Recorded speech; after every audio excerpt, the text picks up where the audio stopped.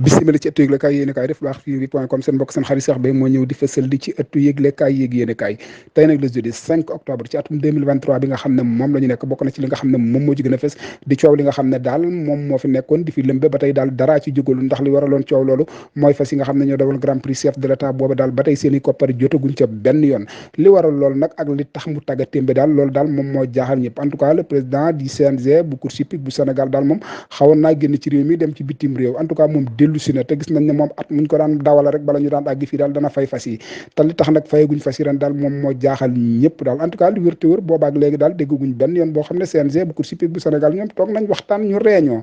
en tout cas moom réunion jot na sëkk ñu waxtaan lan la ñu xalaat pour course yi nga xam ne moom lañ jëm déwén ak ñi nga xam ne war nañ leen a fay lu tax fayaguñ leen li waral lool nag moom mooy direction IKIN ñoom ñooñu daal ñoom ñoo tardé loon yëf yi parce que daal dafa amoon ay njaabaanjale yoo xam ne amoon nañ ci biir taqanaam taqul loolu moo taxoon ba tey mënaguñoo fay fas yi waaye loolu daal dafa mel ne daal dàqu na loolu daal amatul benn yoon ndaxte daal gisuñu benn kayit bu mën a dëggal ne fas woowu ñu waxoon dañ ko dàq nañ ko kenn mënu koo dàq en tout cas li wér te wér moom président du CNG bu course hippique bu Sénégal moom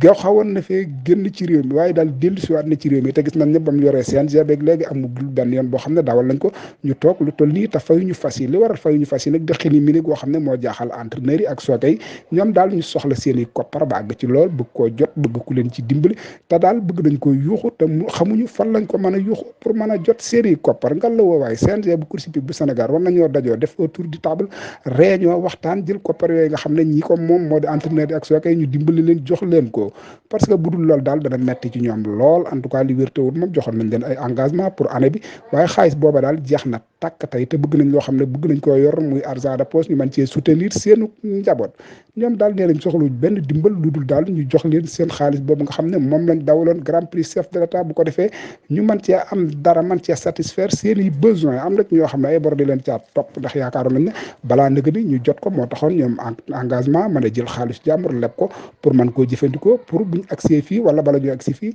ñu mën a fay waaye daal taxagul benn yoon ñu mën a fay en tout cas li wér te wóor moom CNG bu course hippique bu Sénégal moom mandat bi ba tey jeexagul ndax ñoom ñu ubbiwaat course yi en tout cas moom coow li daaw heure bii nee na woon mel na ne tulleeg màlle waaye gis nañ ne ba nëgë ni daal benn coow amagul ndax lu woon daaw la du amaat ren ndax bukki daaw bu du leen mattaat ren ñu demaat ba ca cappaandaw gi taseeg élection yu dugg ak kaan bi nga xam ne ñi ngi ko dëgmal en tout cas moom tirage boobu ñu ngi ko war a def le 12 bi nga xam ne ci la ñuy dëgmal en tout cas moom léegi tey ñu àgg ca ñaari weer képp ci des bu ko defee nag dañuy daal di nekk ci leneen bu ko defee course yi daal di gën a tardé